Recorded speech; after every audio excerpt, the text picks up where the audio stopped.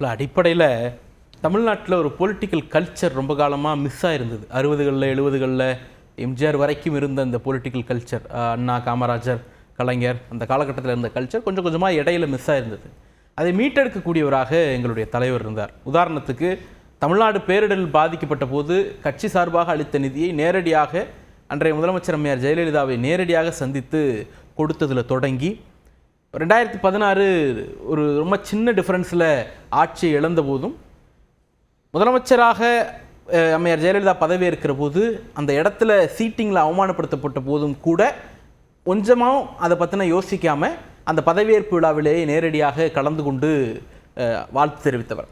அப்படி ஒவ்வொரு லெகசி இருக்குது. அந்த அம்மையார் மருத்துவமனையில் அனுமதிக்கப்பட்ட போது நேரடியாக போய் கேட்டார். அந்த அம்மையார் இறந்த போது போய் பார்த்தார். அதனுடைய தொடர்ச்சியாகத்தான் கலைஞருடைய இறப்பின் போது அதிமுகவினுடைய தலைவர்கள் வந்தது, மருத்துவமனையில் இருந்தப்ப வந்து சேர்ந்தது. இது மட்டும் இல்லாமல் ஒரு பொலிட்டிக்கலாக ஸ்ட்ரைட் ஆப்போனண்ட்டில் இருக்கக்கூடிய ஹெச் ராஜா தொடங்கி, இலகணேசனில் தொடங்கி, சீமானில் தொடங்கி அப்படியே போட்டுகிட்டே வரலாம்.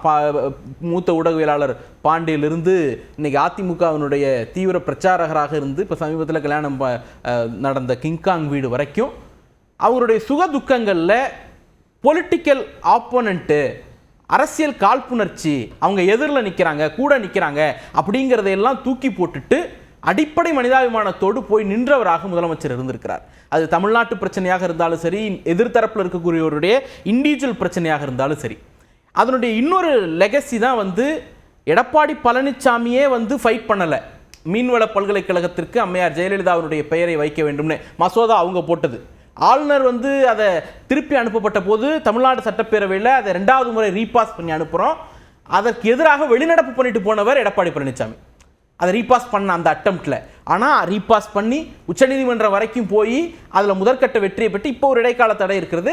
அந்த எல்லா ப்ராசஸ்லையும் மீன்வள பல்கலைக்கழகத்திற்கு ஜெயலலிதா அம்மையாருடைய பெயரை வைக்கணுங்கிறதுக்காக போராடிய இயக்கம் திராவிட முன்னேற்ற கழகம், போராடிய தலைவர் எங்களுடைய தலைவர்.